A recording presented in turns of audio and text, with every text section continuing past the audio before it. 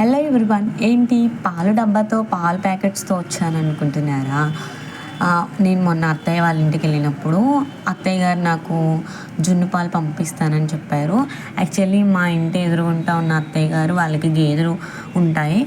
వాళ్ళకి అప్పుడప్పుడు గేదెలు ఈనుతాయి కాబట్టి సో ఎప్పుడు కూడా నాకు జున్ను పాలు కంపల్సరీ ఒక 1 లీటర్ నుంచి 2 లీటర్స్ వరకు కంపల్సరీ పంపిస్తారు. సో నేనైతే కుక్ చేయలేను, నాకు అసలు రాదు. ప్రాసెస్ అయితే తెలుసు కానీ సెట్ అవ్వదు. మా మమ్మీని కుక్ చేయమంటే ఫస్ట్ అయితే నా వల్ల కాదు అని చెప్పారు. చెల్లి నేను పాప బ్రతిమిలాడినా సరే చెయ్యలేని మనిషి.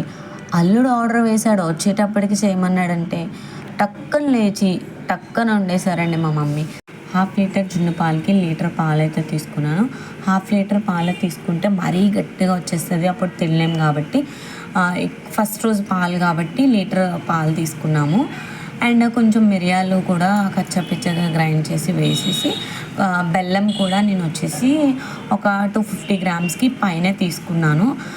ఎక్కువ తీసుకోలేదు, ఎందుకంటే ఎక్కువ తీపి అయితే మరీ ఎక్కువ వచ్చేస్తుంది కాబట్టి 1/2 కేజీకి తగ్గించాను. 1/2 కేజీకి ఎక్కువ వేసాను. మనకి డబ్బాలు ములిగేంత వాటర్ వేసుకుని ఒక బౌల్లో ఇలా డబ్బాలో పోసుకొని మూత పెట్టుకుని టూత్ స్టిక్స్తో ఒక 2 to 3 టైమ్స్ ఇలా 2 to 3 టైమ్స్ చెక్ చేసుకోవాలి.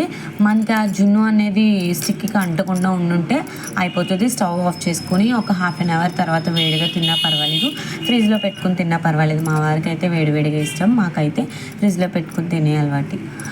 ఫైనల్లీ జున్ను టేస్ట్ అయితే చాలా బాగుంది. మీకు ఎలా ఇష్టమో కమెంట్ సెక్షన్లో కమెంట్ చేయండి.